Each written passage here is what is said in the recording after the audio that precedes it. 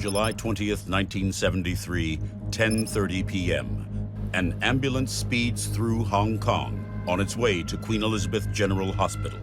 But this is no ordinary emergency. Inside the vehicle is one of the biggest stars of the day, Bruce Lee.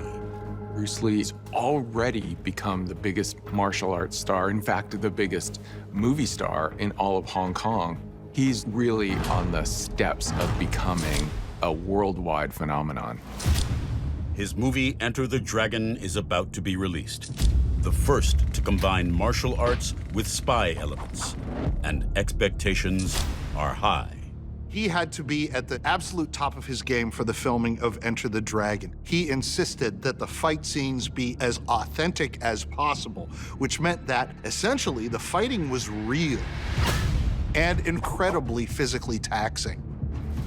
His next film, Game of Death, is an even more ambitious film. Bruce Lee is not only starring and choreographing the fights in this film, but he's also moving into the director's chair. He's bringing new techniques to film. He's doing things that are creative. He's doing things that haven't been seen before. He's really charting new territory. No matter the movie, Bruce Lee is this larger-than-life character. He seems completely indestructible, and here he is on this day lying in an ambulance without a pulse. Upon arrival, they initiate resuscitation procedures. They're injecting chemicals into his heart. They're using defibrillator pads to try to bring him back, but nothing is working. Bruce's wife, Linda, she arrives at the hospital to see them doing resuscitation on Bruce. They're trying desperately to restart his heart. No matter what they do, he remains flatlined. It's just after 11:30 p.m. when the news leaks. Hong Kong's favorite son, Bruce Lee, is dead at the age of 32. There is no official announcement, although journalists have a sense that something is up, so they've started to gather and they're demanding answers. So his business partner, Raymond Chow, puts together a brief statement. He says that Bruce Lee was out walking in his garden with his wife when he suddenly collapsed and was rushed to the hospital. But Lee's fans find this story hard to believe. Around 15,000 of his devastated fans take to the street, and it's utter pandemonium. Police are forced to restrain the crowd. Everyone's asking how a man so fit and powerful could die so suddenly. The hospital states that Bruce Lee died from cerebral edema, which is swelling of the brain, in which the pressure becomes too great, and then physical functions begin to shut down. When the brain fills up with too much fluid, what will happen is it will first start to expand, and then it gets stuck against the skull, which is very firm.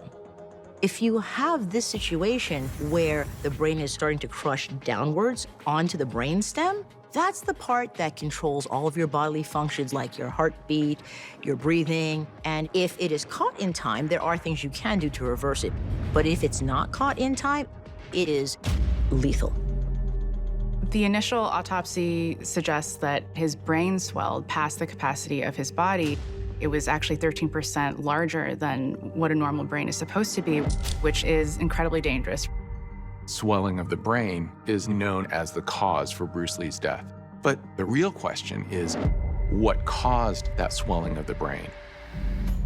As rumors continue to swirl around Lee's cause of death, the spotlight turns on the woman Bruce Lee was with on the night he died, Lee's mistress, Betty Ting Pei. The press is fascinated by the relationship between Bruce Lee and Betty Ting Pei. When they meet on the set of Way of the Dragon in 1972, they quickly become romantically linked. He certainly wasn't trying to be discreet about their relationship. People observed them out in public together, and that led a lot of people to believe that he was having an extramarital affair. Bruce Lee's connection with Betty Ting Pei is definitely scandalous because he's married to Linda Lee, and he has 2 small children. Of course, that puts Linda in a very uncomfortable position. In December 1972, Bruce Lee supposedly tries to cut off ties with Betty.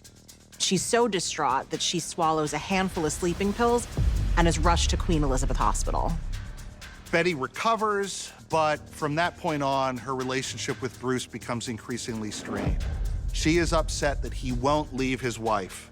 She is reportedly consumed by jealousy, and maybe she thinks if she can't have him, nobody else can either.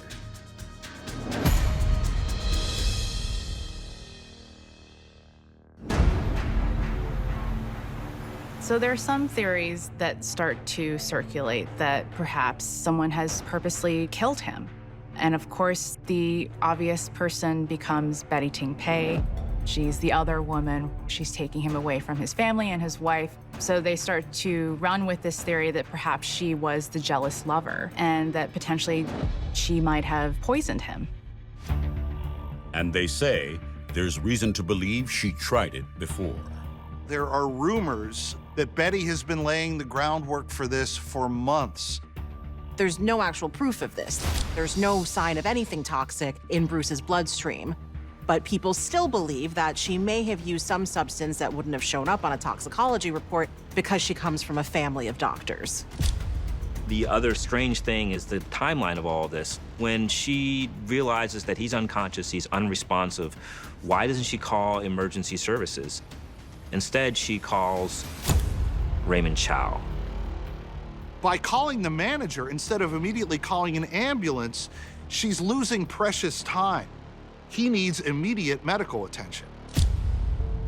Even though she repeatedly denies any wrongdoing, the news media continues to publish story after story implicating her. The public response to this is highly negative. Students in Malaysia are marching around with signs saying, "Betty killed Bruce." In August 1973, Hong Kong police receive a bomb threat. They go to investigate, but they don't find a bomb. They find a suspicious package. Inside's a note saying, "Betty knows the cause of Bruce's death." There's no evidence of foul play, but that doesn't prevent the greater public from continuing to find different stories that they want to believe in terms of Bruce Lee's demise. And so this hastens the speculation that someone is involved in some kind of conspiracy to kill Bruce Lee. The most obvious person would have been Betty Ting Pei. There's also speculation that Betty might not have acted alone. Going back to those chaotic hours following Bruce Lee's death, one has to wonder why his business partner and confidant, Raymond Chow, put out a statement about where he died that was so easily disproven. Part of the story that Raymond leaves out when he creates that false narrative is the fact that he was also there when Bruce was at Betty's apartment. After Bruce Lee first stops breathing, Betty summons Raymond Chow to her apartment. When he gets there, Raymond Chow inexplicably tells Betty not to call an ambulance. He tells her to call instead her personal physician.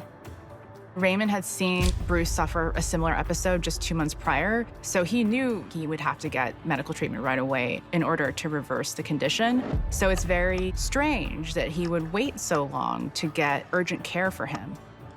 It's not until 10:30 at night that the ambulance arrives to take him away. By that time, it's already too late. For many, the question remains, was the delay a willful decision? Around the time of his death, Bruce Lee's relationship with business partner Raymond Chow reportedly started to fracture. When they formed their production company, Concord Productions, in 1972, they initially had a 50-50 split between the two of them.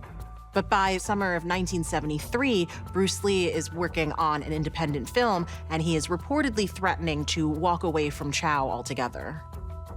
Given the level of money that Bruce Lee is generating at the box office, with Bruce Lee out of the picture, Raymond Chow has a lot to gain. If you add together Raymond Chow's financial interests and Bruce Lee's work, and the fact that they might be disagreeing on the future of how they collaborate, this starts to look really fishy. Like, was this intentional? Betty and Raymond Chow are both cleared, but people still believe in a murder conspiracy, this time with just a different set of suspects.